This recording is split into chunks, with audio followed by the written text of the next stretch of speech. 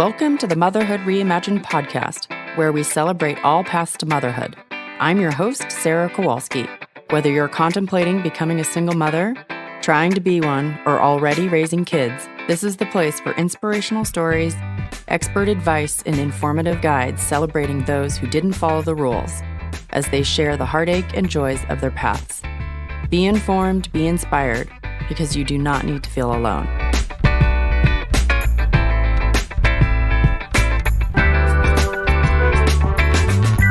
Hello, and welcome to the Motherhood Reimagined podcast. Today, we're doing something a little different, and I'm interviewing my two friends, Jackie and Abby, who are here living with me in San Miguel de Allende, Mexico. And we wanted to just talk about why we ended up here and how. And a lot of people have been asking us questions about it, so we just thought we would take the time to talk about our lives now. So first of all, I want to welcome Jackie and Abby. Thank you. Thank you. And I wanted to start off by talking about how we met in the first place. I remember, and maybe you guys can correct me, that one of my friends tagged me on a post where someone on a Single Moms by Choice travel group asked the question of like, has anyone ever considered moving abroad to save money? And you guys had already piped in, and my friend tagged me on it, and you guys were explaining that you were already in the process of moving. Is that correct? Is that what you guys remember? Yeah, I think it was about January, February of last year. So about 6 or 7 months before we were both going to move. And I remember the thread. Abby and I had made the decision, and we were in the process of going through the steps to make it all happen. So, yeah. The first time I remember getting a message from you, Sarah, when I was in San Miguel scouting schools in April. So we may have connected before then, but that was when you first messaged me privately, and maybe with Jackie as well, asking about the logistics. Right. I do remember that too. Yeah. And then we basically, I think around that time, we must have set up like a 3-way chat on Facebook Messenger and probably connected, like 50 times, 50 messages a day. Yeah. That sounds about right. Yeah. And we still have that thread, the 3-way thread. Yes.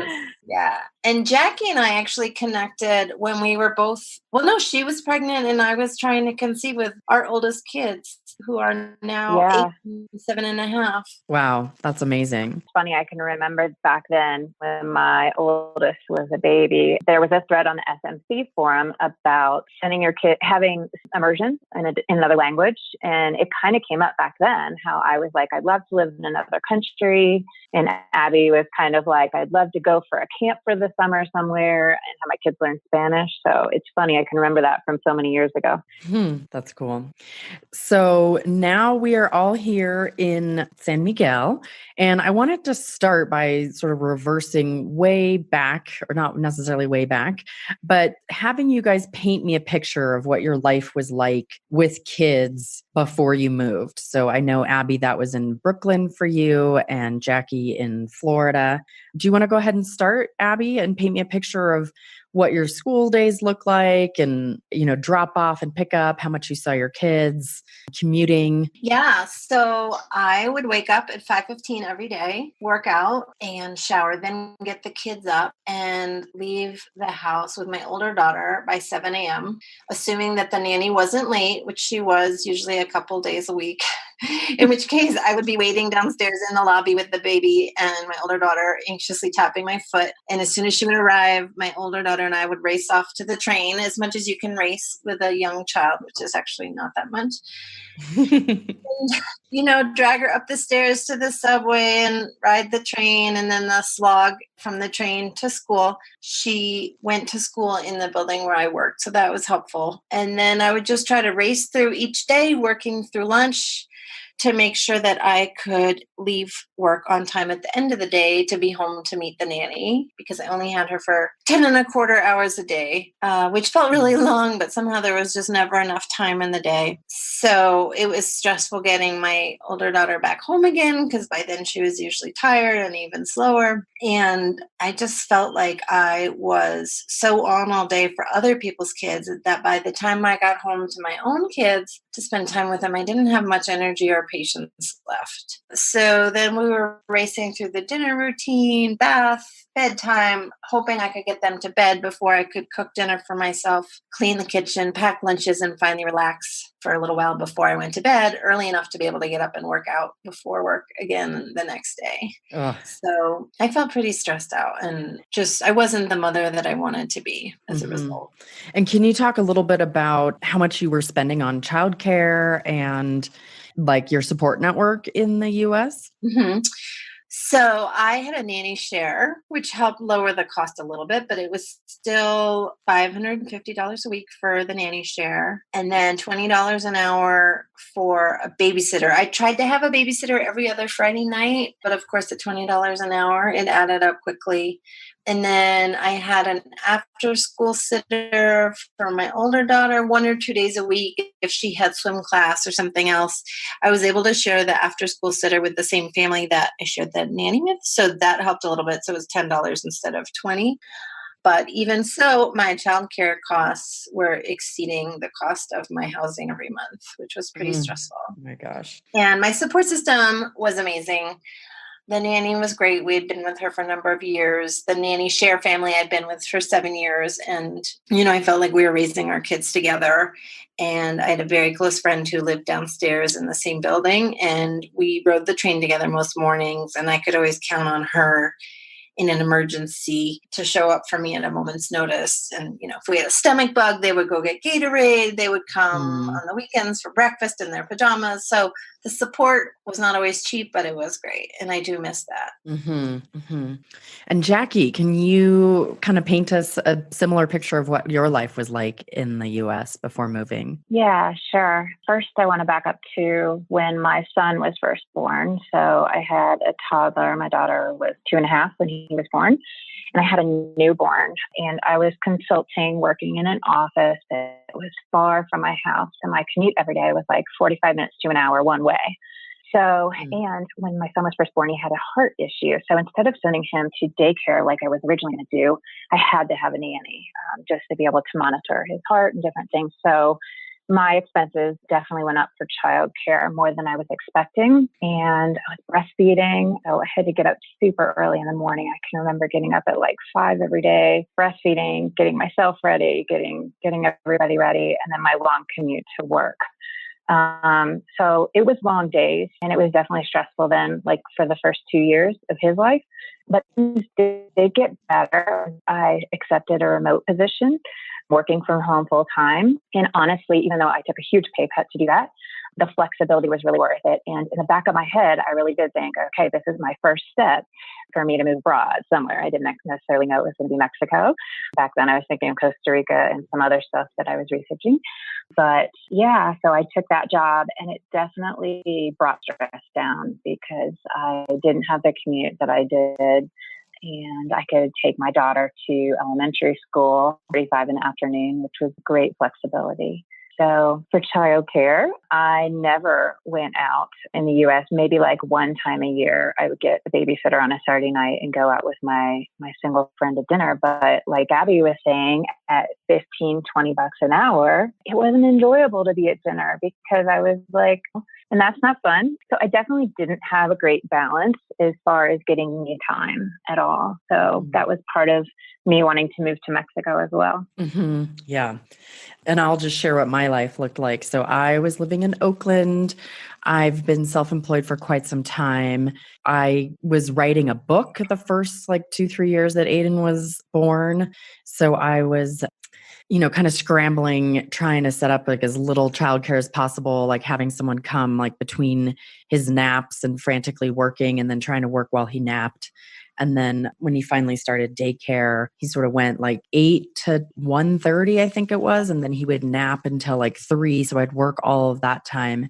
And then he'd be awake until 7 or 8. And then once he went to bed, I would work again from 8 till midnight. And that was kind of my regular schedule. And then for me, same, it was too expensive to go out. I think I probably went out like 5 times in the first 4 years that he was born because I was paying $15 to $20 an hour.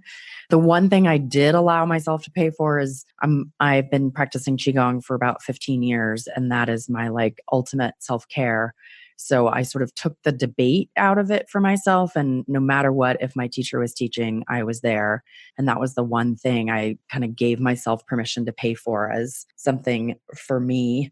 And I was lucky not to be commuting, obviously, but I was definitely dipping into savings to pay for childcare in order to try and get my book done and get my business launched. I definitely had some help from friends. I would say less than I sort of expected when I was pregnant. And then my parents are very old and not really able to help. And my sister lives a couple hours away and wasn't able to help that much either. So really any help that I was getting, I was paying for. And that was kind of frustrating. Oh, yeah. I thought it might be interesting. So Sarah and Jackie, I know that you both pre-kid loved to dance. I thought it'd be interesting to compare. Were you able to go to nurture that love of dancing when you had kids in the United States? I wasn't not at all. Yeah. Sadly. No, I'm not even sure I ever went once. Yeah. And they had a couple, there's like this dance salsa by the lake that was during the day in the afternoons, and lots of families went with their kids.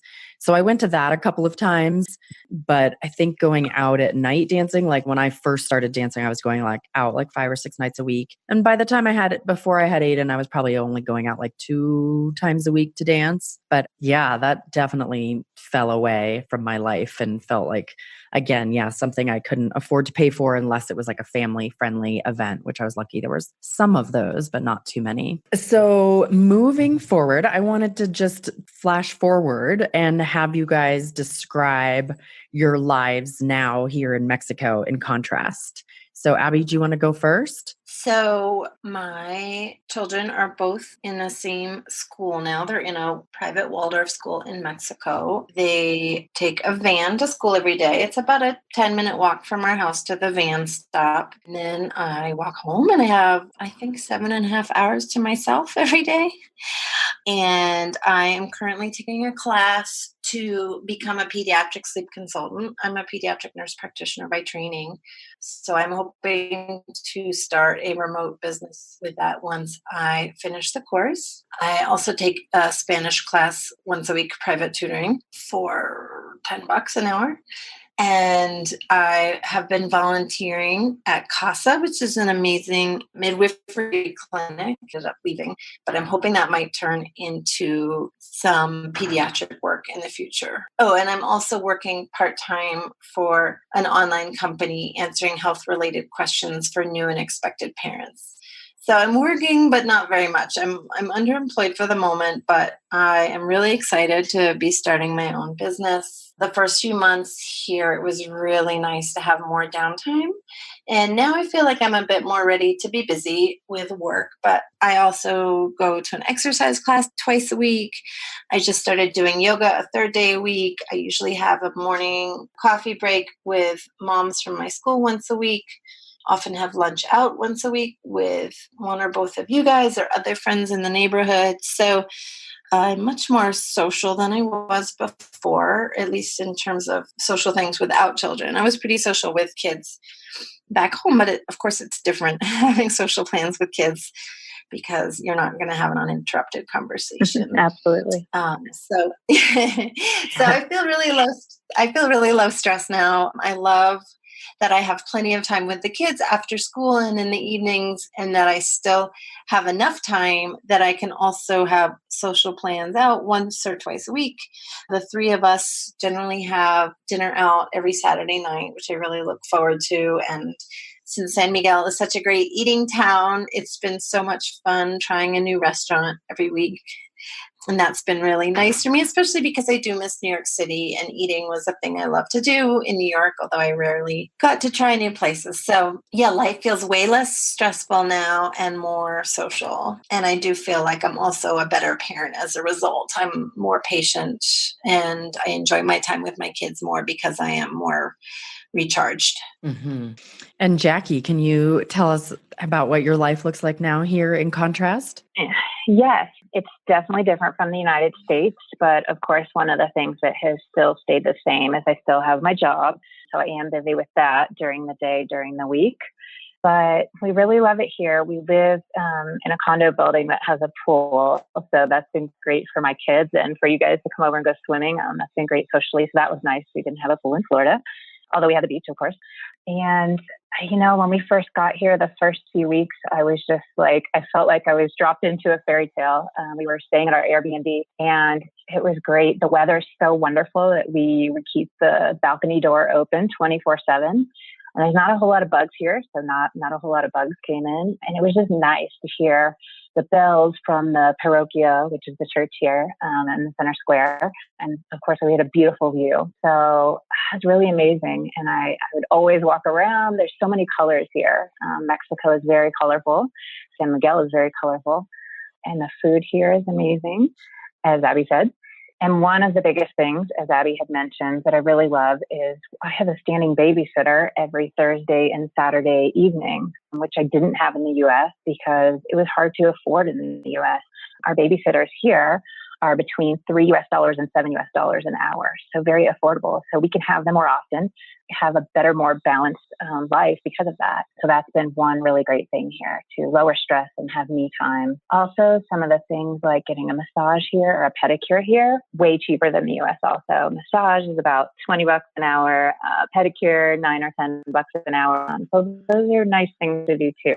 I definitely love the lower cost of living, which I think we all do.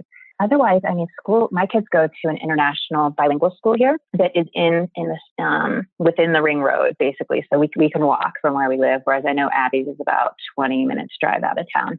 But ours, one of the reasons I chose it is definitely so that we could walk to school. So, school drop off and pick up kind of looks the same as in the US, except for I'm either walking or taking an Uber or a cab, but it's kind of early in the morning and then I pick them up at 2:45-ish and I work in between usually. But one other thing, like Abby had mentioned, is I'm more social during the week without kids also because people have time for you here. People have time to go to lunch. They're not rushed.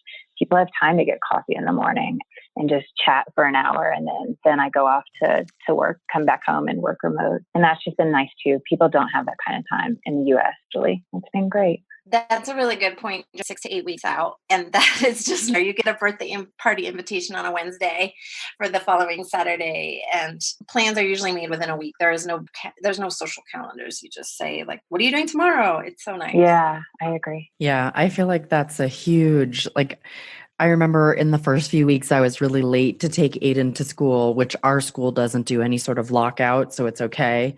And there was my neighbor, and she started asking me questions and talking. And my first inclination was like, I've got to go. I'm in a rush, blah, blah, blah.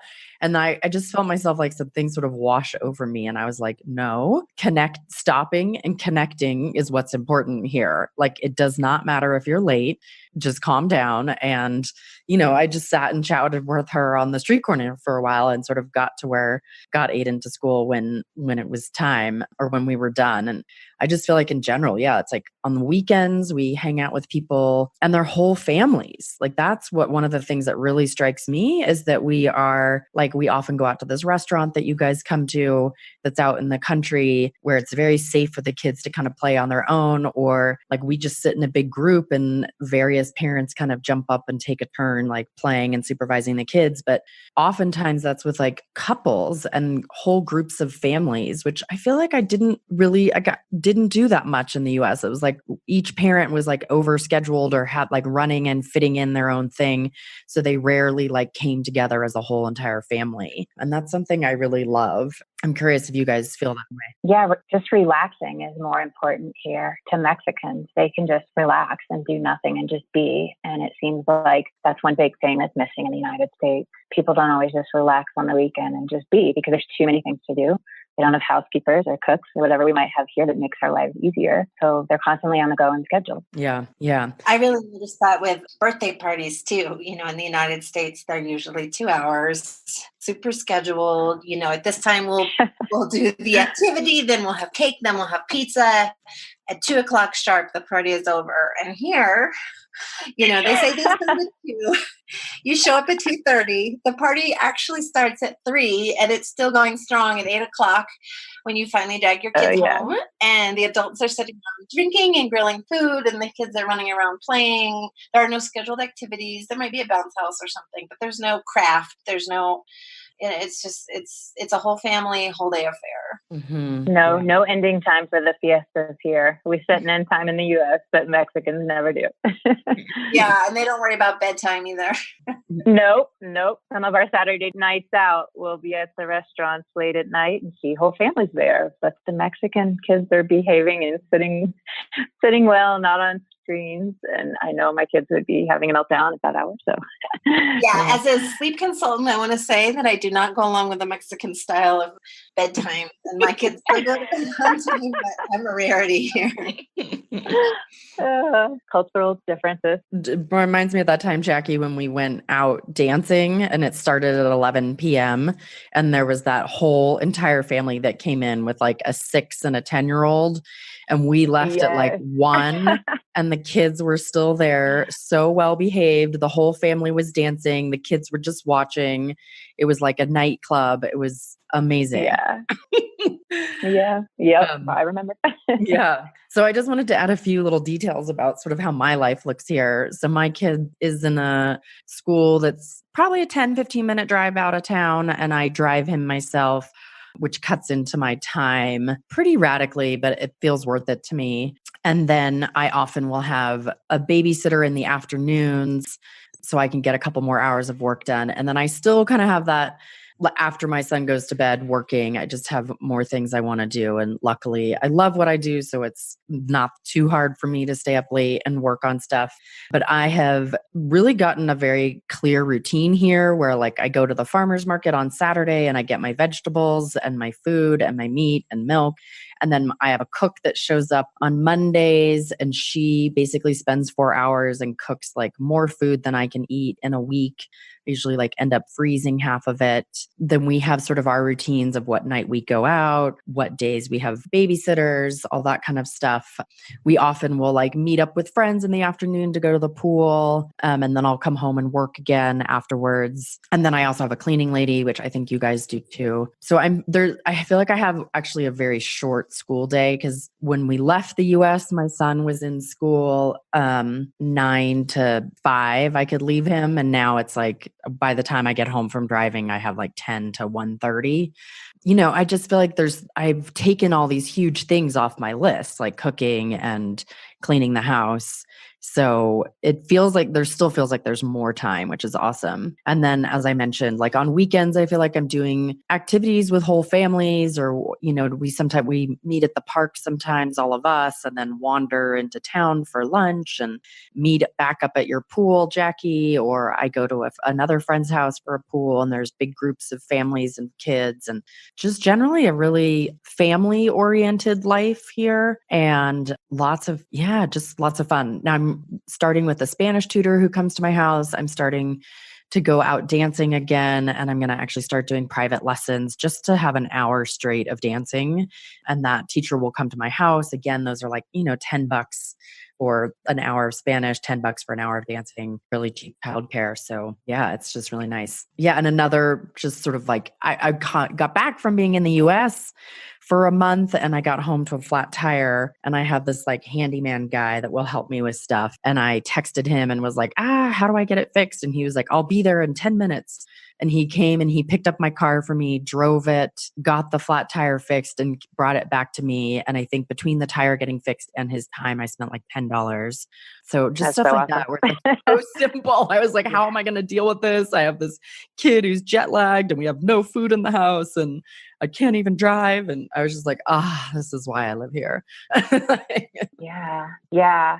And talking about these expenses that are so much less here in Mexico, I feel like we should say healthcare is so so much less expensive here too. I remember we had to go for an ER visit because my daughter thought she broke her elbow again in the same spot that she had in the US the year before from the monkey bars.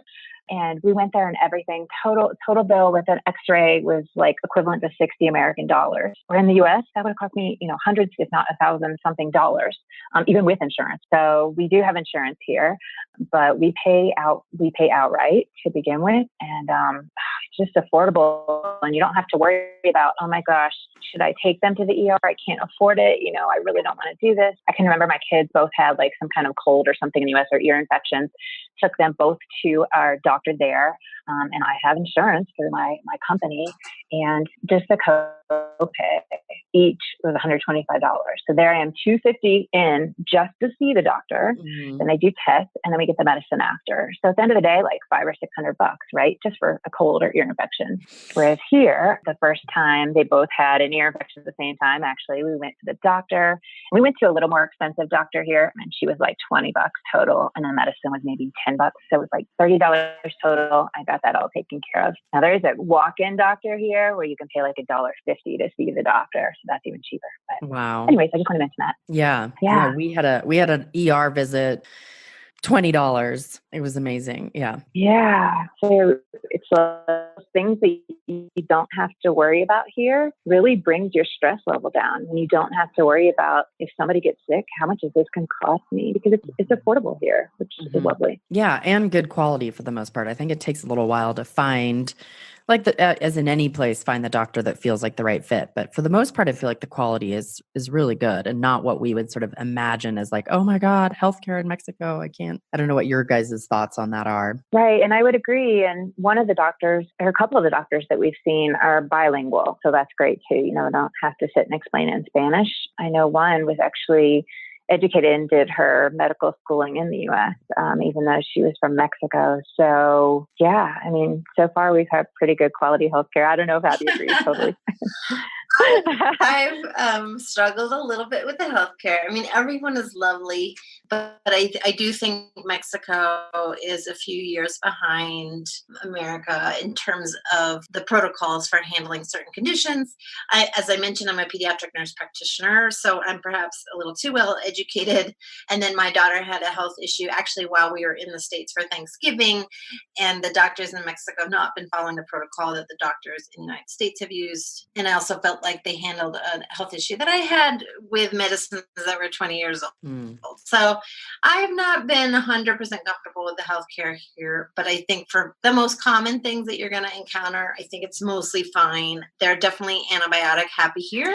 So don't bother going to the doctor with a virus unless you want to be given a prescription for antibiotics, which as a healthcare provider from the States is hard for me. But luckily, I don't need to go to the doctor very often. I do think if my kids had something like appendicitis or an ear infection, they would be able to handle it. And I'm actually having a procedure done at the end of May to remove a benign tumor on the back of my shoulder, which I think is going to be about 12,000 pesos, which is $600. And that'll be a several-hour visit with 2 doctors. So certainly affordable. And I don't have any significant concerns about their ability to do the procedure. That when I saw the dermatologist before, she did a skin check on me and spent over an hour with me and was incredibly thorough. So I think she's really great, and I'm just a general physician for myself.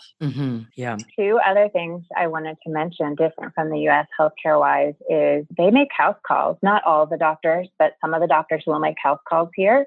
There was a time when I was pretty sick, had some kind of stomach issue, and Abby came over and saved the day and watched my kids for a little bit. But I had a doctor come to me, and I got a prescription. And the people in my building that work at the front door, they actually went out and got me the prescription, which was nice, and brought it back to me. So that was all really great stuff that doesn't happen in the U.S. And the other thing is, everybody uses WhatsApp around here, which is kind of like a instant messenger, kind of like texting, but it's just, they use it a lot here. And the doctor will give you their number, and you can directly message the doctor and they will respond. Depending on the doctor, but I've had doctors, that's how I make an appointment sometimes, is I message the doctor or I'll ask them a question and they respond. So that's really nice too. You'd never have your doctor's home phone number to their cell phone, in the U.S. So, yeah, right. definitely true. And just to compare costs, I'm paying $1,800 a year for insurance for the three of us, which covers everywhere in the world except the United States. So I do need travel insurance or some kind of policy for when we go back home to visit. But I know some people pay hundreds or even thousands of dollars for health insurance every month. So it's $1,800 for the year. Yeah, that's amazing. Totally amazing. So I want to switch gears a little and talk about sort of when the very first time you entertained the thought of moving abroad. I know, Jackie, you sort of mentioned it. You said even when you were, I can't remember if you said it was when you were trying to conceive or just when your kids were really young. Maybe you could kind of talk about how the thought sort of first started trickling into your mind and how that sort of started to evolve. If you want to go first, Jackie. Okay. Yeah, it's funny. I can even remember, maybe in like junior high or high school when you talk with your friends about, oh, when I have kids, blah, blah, blah. I can remember saying back then, oh, I want my kids to be bilingual. And I don't even really know where that came from. It's not like my family traveled a lot and we definitely didn't go out of the country or anything. I never went out of the country until I was 18. But I think I always had this adventurous spirit a little bit and knew that I wanted my kids to learn another language at a young age. And then as I got older and Ava was born, I really liked the idea of immersion. And so I can remember from even when my oldest was a baby wanting to move to Mexico. And at the time I kind of decided and researched a lot on Merida, Mexico, which is in the Yucatan.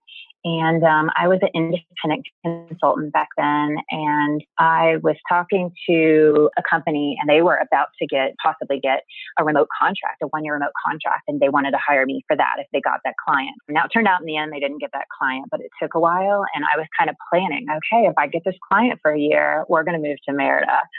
So I had even thought about it back then, which is now, I guess like 7, 8 years ago. And then after that, I always had office jobs. So it wasn't going to happen until, like I mentioned before, about 2.5, 3 years ago, I got this remote work job. And so that's when in my head, I was like, okay, this is the first step to me moving abroad. And I had researched countries, not companies. And I knew I wanted to move to Latin America, somewhere, a Spanish-speaking country. I needed to stay around the same time zone as the U.S. because I do have clients in the U.S. That I have to work for during U.S. hours. But I was really big on Costa Rica at the beginning. I was researching Costa Rica for a good year. And then it kind of came out that there were already a lot of expats there. It was already expensive. Some stuff was even more expensive than the U.S. And in my head, I was like, well, I want to make this a money-saving thing too. So I'm not sure I want to go to Costa Rica. So then Panama, I was on that for a little bit. And then eventually I just kind of came back to Mexico as being the closest to the U.S., the easiest to get to travel-wise. And I'd spent the most time in Mexico. I hadn't been to those other countries yet, but I'd been to Mexico a lot. So I really felt the most comfortable here. I knew I loved the culture. I knew I loved the food. So I kind of researched cities in Mexico after that, once I narrowed it to the country. And we already lived at the beach in Florida. So I was like, okay, well, I don't have to live at the beach. I can live in somewhere, I want to live somewhere with great weather, an expat community, a place that was safe, of course. And, when I came across San Miguel de Allende, it just kind of checked all those boxes. It had everything. It had the several kids schools for kids, international school, a lot of schools. So Abby and I decided we were talking our messages that we had back then. And we kind of decided to do a scouting trip to San Miguel the summer before we actually did move here. And we came and we met here and we were here for about 10 days and we really liked it. And then, let's see, I couldn't move that year right after the summer because I had my house on the market. And if it was going to sell, then I would have moved, but it never ended up selling. So I took it off the market, we started school in the U.S. That year. And then come about maybe January, I knew I needed to make a decision if we were going to move that next summer. And a couple of things happened that I feel like really caused me to make the decision like, hey, okay, we're going to do this now. If I don't do it now, I'm never going to do it. And one of those things is one of my friends, her age, passed away suddenly. And that was really kind of a wake-up call. Like, you don't have forever. You don't know how much longer you have. Do this. If this is something that you want, do it. And then a former coworker, it was a similar thing. His wife, young, in her 50s.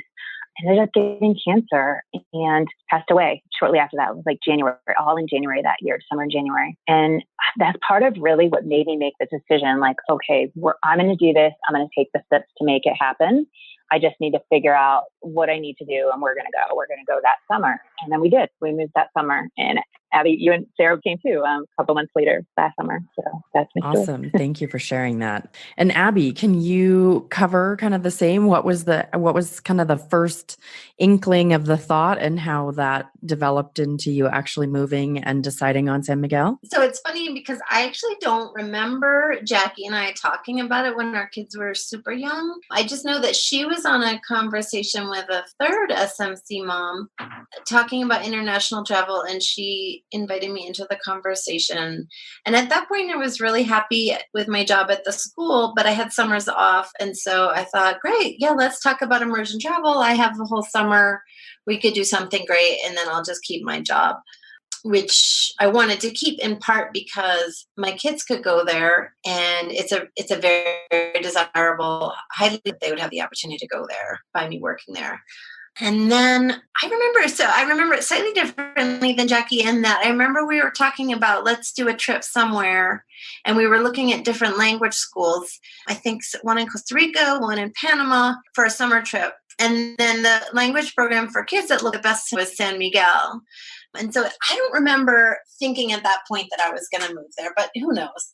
It's hard to remember now. But we ended up coming to San Miguel, but not doing the language school, which is sort of funny. So maybe by the time we got here, I was already thinking about it. Yeah, because remember, you guys lost your job for like a week. They can have a job and then you got it back or whatever. But then you're like, maybe we will move here. My job lost its funding so many times, which is definitely, and then we'd get it back and we get our jobs back. So that was definitely a part of my decision, was I was just over it. But I think when we first started talking about it, I wasn't really thinking about moving. But then when I lost my job, actually, my boss had told me, I thought I was going to listen. And then for me, that was suddenly a switch flipped in my head. And I just thought, I'm done.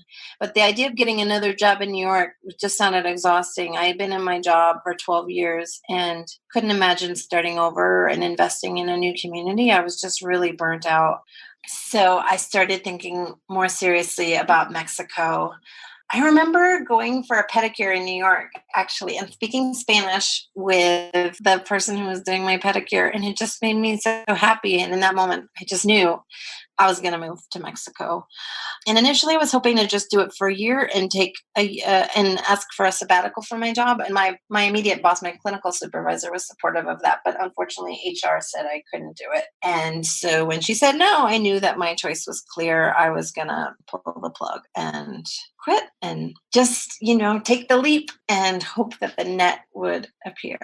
And it did. Yay. So the choice to move to San Miguel it doesn't sound like it was as, like, you sort of followed on Jackie's kind of momentum a little, would you say? Or did you? Yeah. Yeah, I'm the researcher. Yeah, Jackie is more of a researcher than me. I felt like I would have been so overwhelmed if I started from ground zero of like research everywhere in the world and pick one. So I already had it done. So yeah, Jackie had already done it. And I thought, okay, well, why not there? It had the things that I wanted. I would not have considered moving to Merida because it's very hot and humid. So the beautiful weather here, some retirees, that there was 2 high quality hospitals here. And then when we did a scouting trip in April, I did just with my kids, which was incidentally the first time I traveled truly alone with my children. And it was really scary, but ended up being great. I mean, scary when I was planning it. Once we got here, it was wonderful. So I came here because the Waldorf school I was interested in, and I was interested in it because my nephew had started at a Waldorf school and was really thriving there. The Waldorf school requires a 3-day visit. So we had to come, we came for 2 weeks and the kids spent 3 days at the Waldorf school. And I just absolutely fell in love with it. And the kids seemed really happy as well. I'd been at the school in Brooklyn for so long because it seemed like such a dreamy place. And then it didn't end up being a great fit for my daughter. And so that was a big impetus for me to move as well. Mm-hmm. Yeah, so we came here for spring break so that my kids could do a 3-day visit at the Waldorf school. And we just fell in love with it. And the really large urban school in Brooklyn that she'd been going to hadn't been such a great fit. So that was a huge piece of it for me as well, seeing that she could thrive here. So it just seemed like, well, why not San Miguel as opposed to somewhere else? It has everything we need, and I have to pick something. Mm-hmm. Nice. So I remember that I think for me, the first time I had always wanted to live abroad. And I remember when I decided to get pregnant, it was like one of the things. I had lived abroad in my life, but I had always wanted to live somewhere. I had gone to Australia and England in the past and lived for a year, almost a year in each place, and had still wanted to like move to India or Bali or something like that. And when I got pregnant, I was like, okay, well, I guess that's going to be put on hold for a really long time. And then I remember right when I was about to start paying for preschool, and it was sort of at that crossroads, I remember thinking to myself, like, this is ridiculous. Like, preschool is almost $20,000 a year. What am I doing here? But my book was coming out that year, and I was so deep into the publishing process and writing that it just felt absolutely impossible to move. And so it wasn't until the next year, I actually signed the contract for preschool to come back the next year. I think that was in early February or maybe late January. But I was like, what am I doing? And I think it first came up, I was like, you know what? It's the height of the housing market in the Bay Area. Maybe I should think about whether I would sell my house and move somewhere cheaper. And I started kind of going through like what cities I might move to in the US, and essentially realized that none of them were really significantly cheap enough to me, like to warrant uprooting my entire life. But Mexico felt like it would be, like, it's so much radically cheaper that it made a difference to, like, it felt worth the uprooting of my life. And my son, I had come to Mexico to do IVF or egg donor IVF. So I just love Mexico. I'd been to Mexico several times. I just love Latin culture. I'd traveled a ton to Cuba and other, South America and Mexico. So it was always a place that I had always just liked the people and liked the culture, and had also always had that desire. In the US, I was always looking for a bilingual school, and I hadn't found one that I liked. And that was like a really big sadness for me, because I really wanted him in a bilingual school, but the school that I loved, which was Reggio Emilia based, was not bilingual. So that was always like, I love the school, but this one big but. And then I think I was talking with one of my close friends who's in SMC in the Bay Area, and she was like, I'm moving to Costa Rica. And I was like, what? Like, and I don't think of her as like a super adventurous kind of take risks kind of person.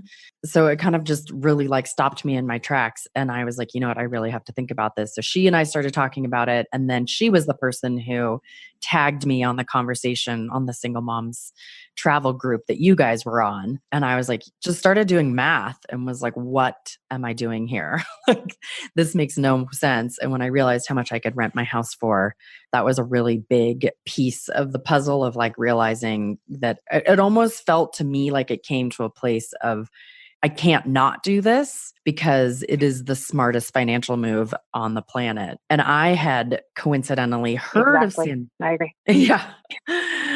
I had heard of San Miguel. Ironically, I had stayed with my friend in Tulum when I was doing the donor egg IVF in Mexico, in Cancun. And she had this guest chef program, and the guest chef was one of the big shot chefs here in San Miguel. And so we were at the resort at the same time for an entire week. And I kept hearing him tell people he was from San Miguel, and everyone would respond like, oh, San Miguel. Oh my God, it's amazing. Oh, wow. And I remember asking my friend who owned the hotel, I was like, what is this San Miguel place? And she sort of described it to me briefly. And then I never thought of it again. And then as soon as that's not true, actually. I did think of it. I sort of had it always like tucked away in the corner of my mind of like, I've got to research this place if I ever decide that I want to move abroad. And so then ironically on that thread there, you guys were, and you're like, we're moving to San Miguel. And then I was like, I think this is a good place. And then I am a researcher as well. So then I did my research and kind of all the exact same points came up, like good schools, good weather. My son is horribly affected by mosquitoes, like not a crazy mosquito problem, nice year-round weather. And one of the big things I found was one of the largest expat family communities. And that felt important to me. So again, it ticked all the boxes. And I think I announced it to everyone that I was going to do it. I think I first thought about it seriously thought about it in end of January. And by my birthday, February 26th, I told everyone at my birthday party that I was moving. So it was a really fast decision. And then I got here August 15th of that same year. So I wanted to also next ask you guys, so what was the process of kind of winding up your life and moving, and any advice you would give to people around what that process was like and how you approached it? Abby, do you want to go first? Sure. So the winding down process was really a lot of work and a lot of time. In hindsight, it's hard to remember why it all took so long. I think if anyone else is thinking about doing this, my biggest piece of advice would be start getting rid of things now. That was definitely by far the biggest project, was just downsizing massively. So I donated a lot of things. I gave away a lot of things. And then I moved what was left into storage, except for the things that we brought with us. We brought 7 suitcases here. And even of those things, I brought 2 suitcases of toys, and my kids play with like 20% of it. So get rid of far more than you think you should, and then get rid of some more, because you'll be amazed at how little kids really need. My kids play with about 6 things. And I put most of my furniture in storage, even though it's not expensive, just because furnishing an apartment again would be expensive, even though, most of the pieces aren't valuable. So if I stay here beyond 2 years, I will go back to my storage locker in Brooklyn and get rid of almost everything, and then put a few final things in my brother's basement. But those are mostly sentimental items like artwork from my dad. So I had to sell my car, find storage, figure out health insurance, figure out the school. Those were the big things. And then, of course, find a renter for my apartment in Brooklyn, which is, like Sarah mentioned, and I think Jackie as well, having a renter in my place at home has definitely helped cover the cost of living here. Mm-hmm. So it took me a few months all in, and I had a spreadsheet with all the different items. But having said that, I know, Sarah, you're offering a support group for folks who are planning a move down here. And I definitely think someone coaching me through the process would have been helpful. Yeah, I feel like I started the group because for me, it felt like I always talk about it as like 3 jobs. One was getting my place ready to rent. My house was built in 1904, so it's got some funkiness, and there's all those little things. For me, like worrying about water damage was one of the most. So I wanted everything sealed and everything perfect. So there was a huge project of getting stuff done. Then there was like the actually getting out of my house and streamlining my stuff and getting rid of it. And then there was the whole like how to get to Mexico, finding a place to live there, temporary residency, health insurance, which I never even dealt with. So it felt like these like 3, like each one of them was a massive project into themselves. And I feel like for me, one of the hardest times, or one of the most stressful, like biggest projects I had pulled off in my life, even after having spent, I feel like it's amazing how much we forget, because I'm sure that getting pregnant and realizing I was infertile was more intense, but going through this felt like it was of the same magnitude. It was pretty intense for me, I thought. How about you, Jackie? Totally. I knew I was going to move at the end of June. And so come February, I knew I really had to be on it almost every weekend trying to purge things. It's amazing how much we collect with having babies, the whole industry with you need this, this, this, and this, but half the things you really don't need, but you buy them because it's your first baby. And I had so many things, stored out in the garage that I hadn't consigned or whatever yet. Definitely the purging. Great advice from Abby to start the purging now, whether it's giving it away, selling it. There's Facebook groups to sell online. We had big consignment sales, children's consignment sales. I got rid of a ton of stuff that way. And I ended up giving a lot of it away in the end. And then I do also have a storage unit for the rest of it. But yeah, exactly. Setting up all the stuff like where my mail's going to go now. I have an online service that gets my mail and then they scan it and then that comes to me. But honestly, I don't get much mail anymore. You just change the way that you do things. Online billing, everything is moved to online. Getting insurance set up here, getting the insurance stopped in the US. That was a really good point. Switch everything to paperless. And yes, I good throw away point. every piece of paper except for like birth certificates, basically. Oh yeah. And Abby and I remember both signed up for this service that if you pay them like $1 or something, they go, remember that, Abby? They go and they send something to all these junk mail places that are supposed to stop your mail from coming to you. So I don't know if it totally works. I mean, I think it did. I don't get much mail anymore, but that was a great idea too. I think you came up with that. Yeah, we both got that scanner app on our phone. So we just scanned everything and then and threw everything away. Do you remember that? Yes, I still use the scanner app on my phone. It's a free app, or maybe it was only like $1 or something, but I scanned all our important documents and bills, just anything that I would need that I didn't have room to keep as a hard copy. I have it digitally with easy access from the phone. But yeah, just tying up everything in the US, it was very stressful. It was a lot of work. It was not fun. And I agree with you, Sarah, that I remember saying to both of you, this is way harder than when I was trying to get pregnant as an SMC, because that was an easy decision, first of all. This was a harder decision, and just to figure out the logistics of how it was all going to work, very hard. I remember one thing that weighed on me a lot was whether I was going to sell my house or rent it. And I hadn't bought it as a rental. It was a beautiful, nice new house right by the beach. And I was emotionally attached to it. So in the end, what worked for me is figuring out that it's not the right time for me to sell this, but I can get past renting it.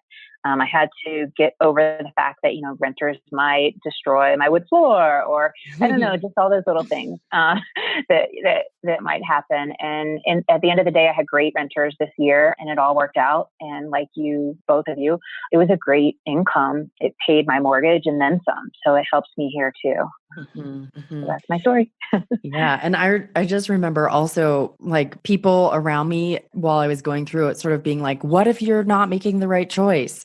And I just kept saying to them, like, I'll move back, or like, I can afford to rent something from the rent of my house. Like if I absolutely hate it, I can come back, or I can move cities, or, that kind of thing. Cause I think it's easy to get caught up in the kind of the naysayers around you, especially when it's so hard to get out.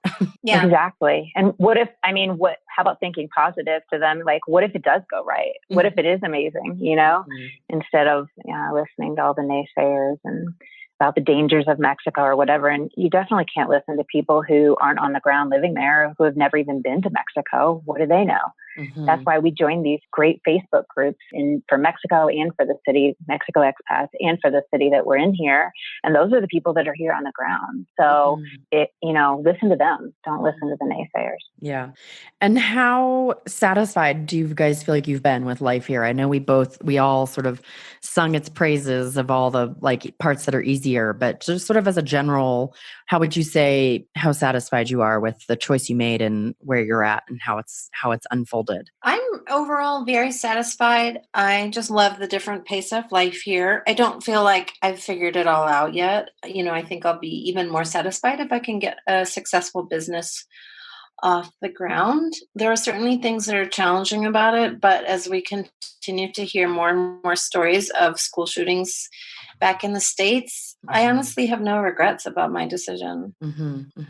And you, Jackie? I'm very happy here. I've loved it from the beginning. I've always loved Mexico, but at some point it stopped being like a long vacation and it did start being real life. So at some point, maybe 6 months in, I think we all a little bit maybe experienced some homesickness, missing where we lived before, missing our friends there, that kind of thing. So it was nice. I think most of us, we went back at Thanksgiving and visited, and that was really great. Overall, I'm really happy. I can't say much bad about it. We have had some stomach issue stuff around here, which isn't fun. I don't love the early school start time of my school and the other international school here. You both know that. That's one of my things I don't like. Starts about an hour earlier than our school in the US.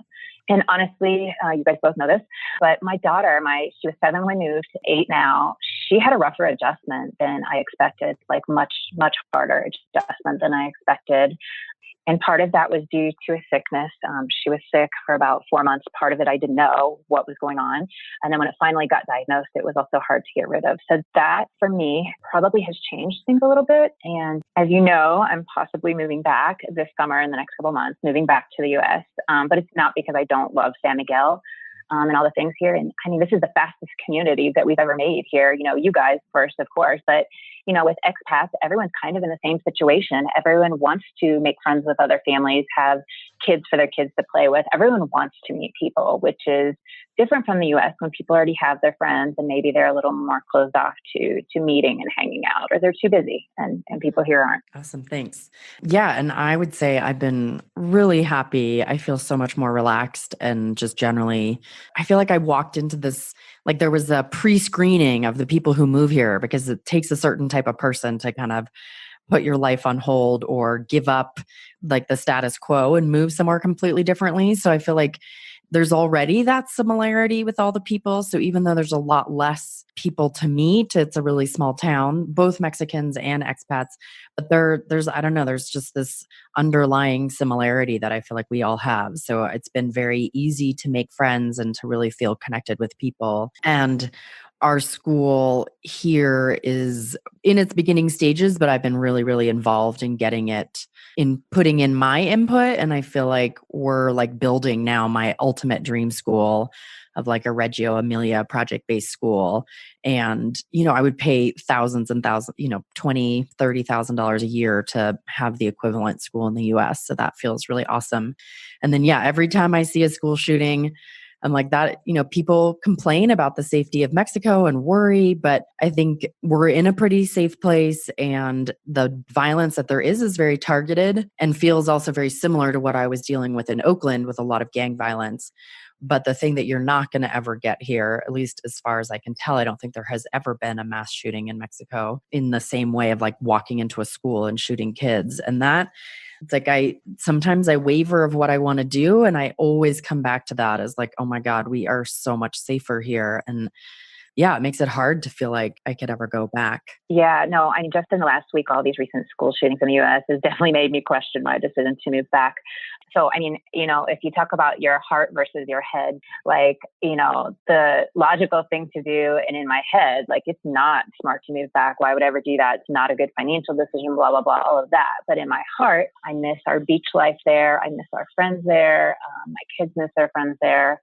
My oldest daughter asks constantly about going back. So I had to do what was in my heart, what I felt more than what is the thing that would make sense to do most so. Yeah. Yeah. And I just want to say, like, I don't think your decision to move back is in any way a failure or means that your decision to come here was wrong. Like, you had a great experience. Yeah, I mean, exactly. I've wanted to do this for a long time, almost a decade now. It's been in my head that I want to do this. So I feel like I accomplished what I went to do. You know, I did it.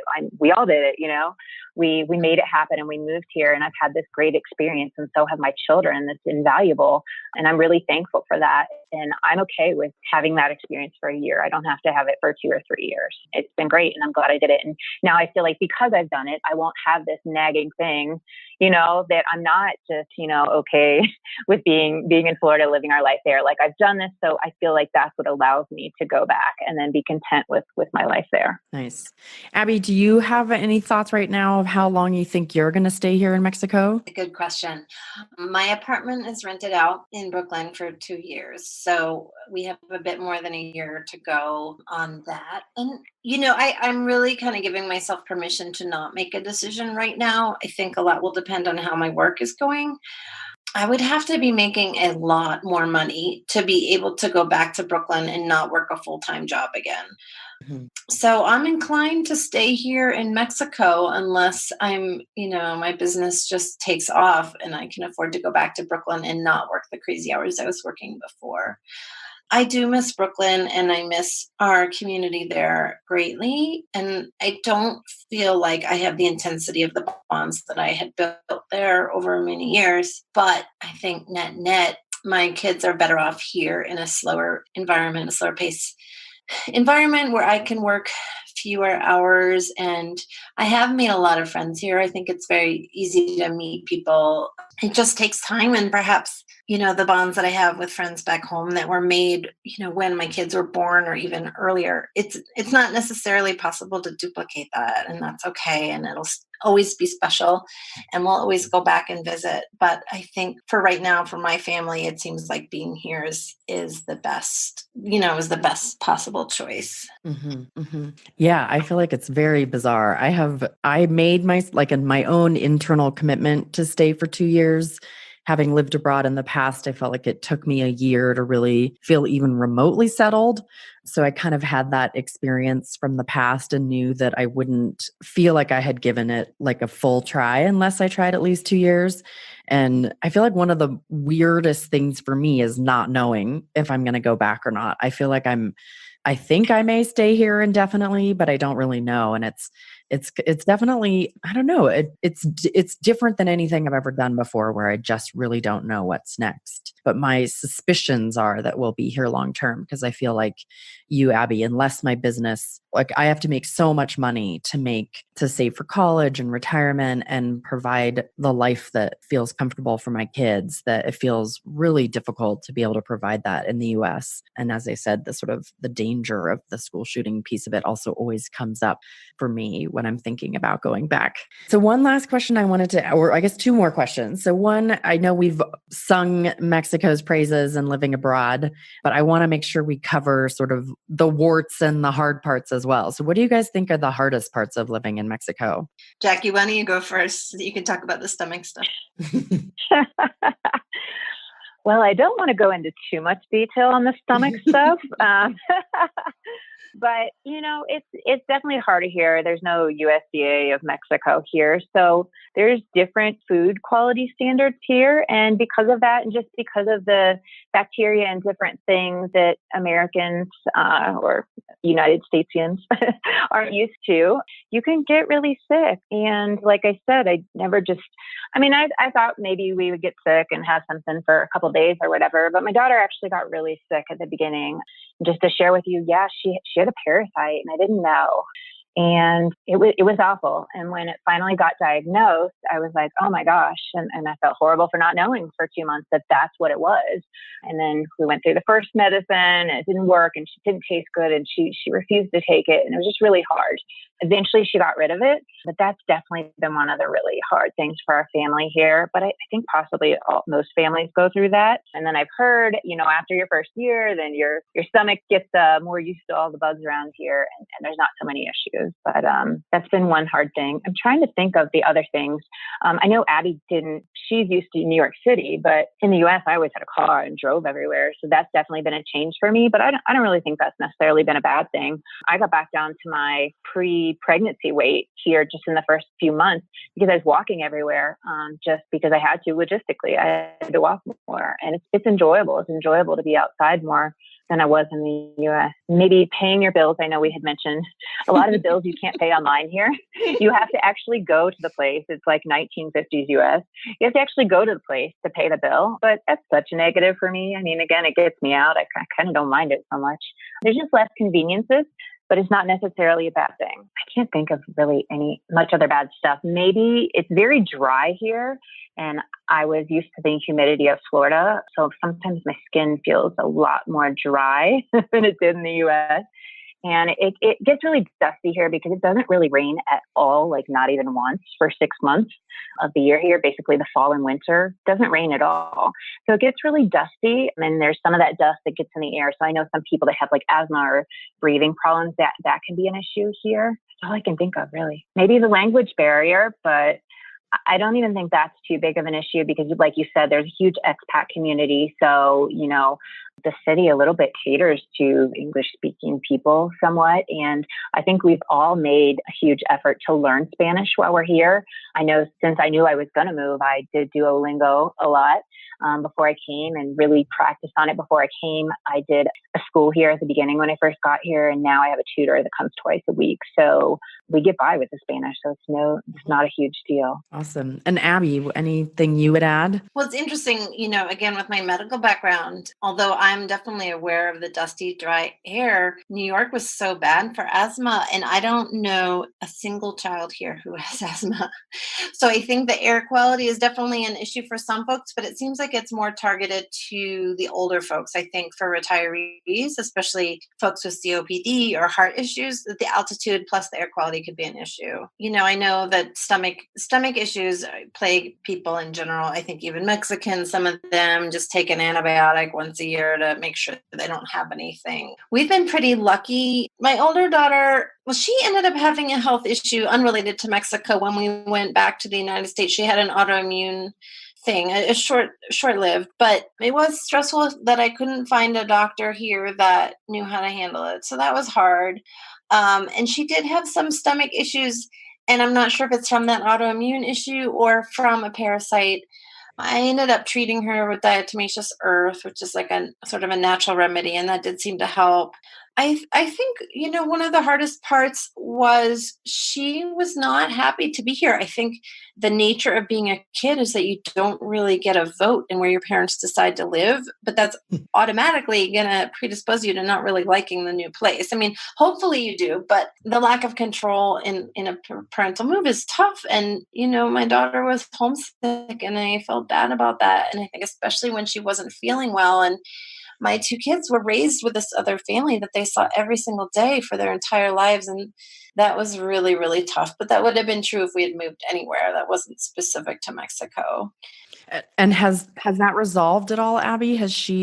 Was that pretty early on, or is that still persisting with your older daughter? It took about 6 months, and they came to visit in February, and it was great to see them. But I think when they left, my daughter felt a sense of a resolution rather, about it. And I actually did too. I'd missed them so much. And I don't know if we just hit some point in the timeline where we were okay, or something changed here. But after they left, we both felt good and like we were okay. And I think she was getting healthier as well physically. And I don't feel nearly as homesick now as I did before. Mm-hmm. I do think the homesickness is the hardest part, or was for me. And, I think it's important, like I mentioned with Jackie, that, you can come here for a year and have an experience and then move somewhere else or go back home, and nothing has to be forever. Mm-hmm. Right. And can you guys talk a little bit? I know a lot of women on the forums and stuff, and a lot of people I've talked to I hear a lot of people say like, oh, I want to wait till my kid gets older to move. Mm-hmm. And I intuitively was like, no, I've got to move as early as possible because I feel like it will be easier for my child to make the adjustment. What are your thoughts on when is sort of the ideal time to move with kids? I think you're right. I definitely think that the older it is, the harder it's going to be, at least for my family. My younger daughter was 3.5 when we moved here. She had never gone to school before. Well, she'd been like a 2 morning a week preschool program, and she just jumped right into school. She was really ready to start. She had a Spanish speaking nanny, so she understood some Spanish, and she loves speaking Spanish. She's a little sponge. She's, I would say, after a year in school, pretty much fluent in Spanish now. And although she says she wants to go to Brooklyn, I think she's extremely happy here. Mm-hmm. My older daughter, who is 7.5 now, language acquisition was much slower. And I think not being able to understand what people are saying is just inherently stressful and hard, and makes you feel isolated and lonely. So the sooner the better. Mm-hmm. And Jackie? Yes, I completely agree. I think there's a sweet spot to move the ages between maybe about 3 and 5 or 3 and 6 years old, because both Abby and I had the girls that were 7 years old, our oldest, and they both had, some trouble, a lot more trouble than I thought she was going to have adjusting. But my son, when we moved, he was 4, but he was almost 5. He turned 5 a couple months after we got here, and he's had no trouble whatsoever. I mean, it's been great. Even his learning of the language, getting along with the kids, everything here. He's definitely been the fastest learner, and has no issue. He loves it. So when they get a little older, 6 or 7, they're a little more resistant. So I say, do it as early as you can. Mm-hmm. And so in closing, what advice would you give to other women who are contemplating either moving to Mexico, moving to San Miguel, or moving just out of the country to another country? Abby, I'll start with you. Well, maybe I'll think of more things when Jackie speaks up. But The biggest thing I found was just this mental block about feeling like we're supposed to stay and we're supposed to be in the United States and we're supposed to be putting money into our 401ks and into our college funds, and feeling like it's okay to take a step back and reassess our values. And I think what made me realize I wanted to leave was talking to a friend of mine who was retiring. He was 65 and he was talking about the world travel he wanted to do. And I thought, wait a minute, I don't want to wait 25 years to do that travel. I want to live that life now. And I want to do it with my kids while they still are young enough to want to spend time with me.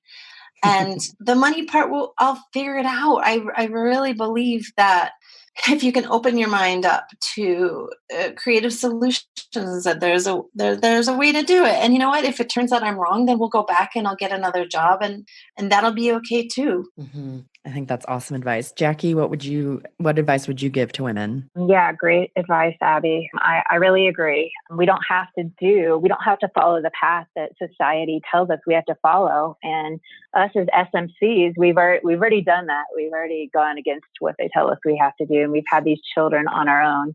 So I feel like it's even easier for us to make this decision outside of the box, to do something different than what other people do.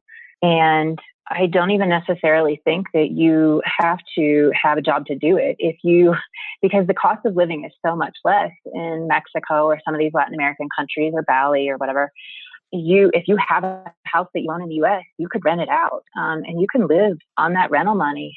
Or you could do something on the side. I also have a smaller side business. I do Amazon affiliate work and have a couple of websites, and that generates a little bit of income, which it was really only a little bit of income in the US to live. But here, it's even though it's, a few $100 up to $1,000, that makes a significant difference here. I mean, in some of the cities here, not San Miguel necessarily, but some of the cities here, the rent is only $250 or $300 a month for a nice house, 3-bedroom, 2-bathroom house. San Miguel, a little bit more. You can find something for under $1,000, maybe $700, $750. Anyways, you could live off of that rental income. So if you have anything like that you can get set up in the US, you can do this. Don't feel like you have to have a traditional job. Mm-hmm. There's more remote jobs online too.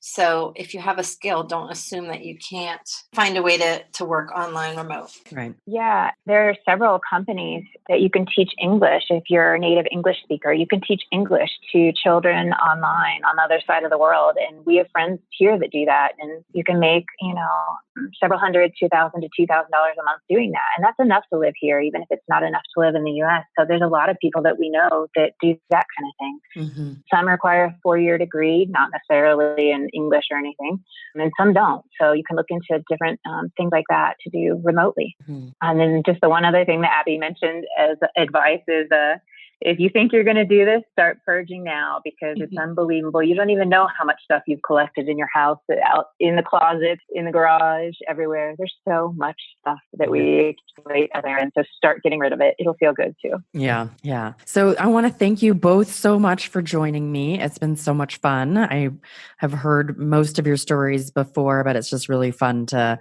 go through this and dive into the detail and share it with other women who are thinking of doing something outside of the box. So thank you so much. Thank you, Sarah. Thank you, Sarah. Thanks everyone for joining me today. I hope you enjoyed that conversation with the three of us as much as I did. And you may remember Abby mentioned that I am doing some coaching for women who are thinking about making a move to Mexico or anywhere in the world.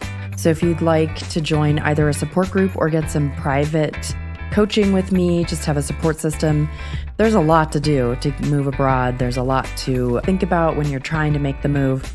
So hop on over to my website and you can find links for information about that. Or as with any of my services, if you're considering and you're on the fence, please reach out to me and I'd be more than happy to set up a private session to talk about it and what's possible and make sure it feels like a good fit. So thanks for joining me. As always, please leave a review, share with friends, post to Facebook. I really appreciate your help in getting the word out. Take care. Bye.